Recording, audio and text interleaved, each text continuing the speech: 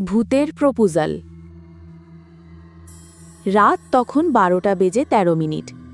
চারপাশে নীরবতা এমন যেন কেউ নিঃশ্বাসও নিচ্ছে না।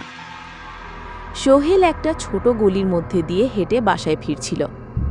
পকেটে আধা জ্বলা সিগারেট, মোবাইলের আলো টর্চ করে মাঝে মাঝে চারপাশ দেখে নিচ্ছে। হাঁটতে হাঁটতে হঠাৎ শুনল একটা কণ্ঠস্বর, ভাইয়া একটু দাঁড়ান, কথা ছিল। সোহেল থমকে দাঁড়ালো। কেউ নেই আশেপাশে। পেছনে ঘুরতেই আবার সেই আওয়াজ, আপনাকে একটু সাহায্য করতে হবে ভাইয়া। ভয় পেল না সোহেল, ভাবল কেউ হয়তো ফাজলামো করছে। বলল, কে? বেরিয়ে আসো সামনে। অন্ধকারে কেউ জবাব দিল, ভাইয়া আমি ভূত, ভয় পাবেন না, শিক্ষিত ভূত।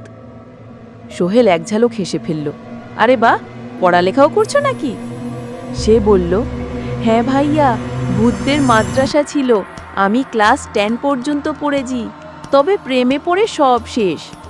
সোহেল এবার বুঝল আজ কিছু একটা দারুণ হবে। ভূতের নাম মাহফুজা, হ্যাঁ মেয়ে ভূত। সে বলল, ভাইয়া একটা গান দরকার, যদি দিতে পারেন আমি চিরদিন আপনার ঋণী থাকব। সোহেল জিজ্ঞেস করল, কোন গান? ভূত বলল, তোমারে দেখিলাম চোখে চোখ পড়িল, জানলো মনের মানুষ তুমি। এই গানটা দিলে আমার প্রেমিক তানভীর বুঝবে আমি ওকে এখনো ভালোবাসি।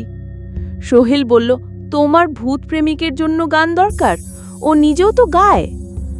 ভূত একগাল হেসে বলল, সে এখন এক কবি ভূত, আমার গাওয়া গান ছাড়া সে এখন কারও মুখ দেখে না, তাই গানটা ব্লুটুথে সেন্ড করেন ভাইয়া প্লিজ।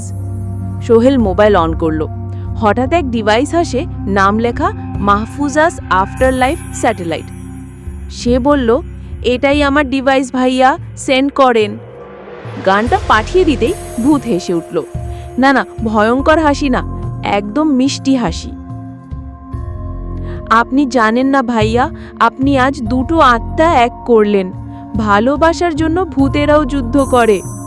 শেষে সে বলল, ভাইয়া যদি তানভীর রাজি হয় আমাদের বিয়েতে আপনাকে ইনভাইট করব, কার্ডে আপনার নাম লিখে দেব, সোহেল ভাই গানদাতা।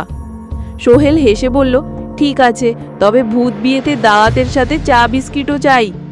ভূত বলল, নিশ্চয় ভাইয়া, ভূতের চা 1 কাপ 2 জীবনের চিনি। এটুকু বলেই মাহফুজা হাওয়ায় মিলিয়ে গেল। সোহেল অন্ধকারের দিকে তাকিয়ে হাসল। আজ ভূতের প্রেমের জন্য সে গান পাঠিয়েছে।